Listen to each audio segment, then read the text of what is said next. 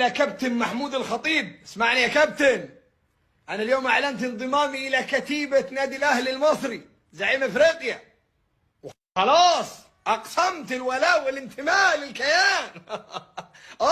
وعايز أقول حاجة، مع احترامي الشديد لا لاعب ولا مدرب حببني في هالنادي، والله جماهير الأهلي المصري الجمهور اللي ما شفت في حياتي نفسه، مع احترامي الشديد للجميع.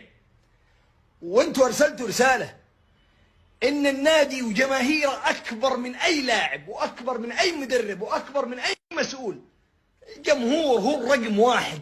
اللاعب ان جاه عقد من نادي ثاني راح وخلاك، المدرب ان جاه عقد من نادي ثاني راح وخلاك. الجمهور هو الوفي، الجمهور هذا اللي يتوارث حب نادي الاهلي المصري.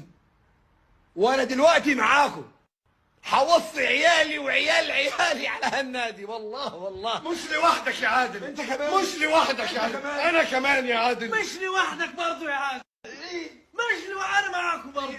كلنا لوحدكم، انا كمان معاكم. احنا بنحب الاهلي يا عادل، احنا بنحب الاهلي يا عادل. واللي حببني في النادي قول حاحة،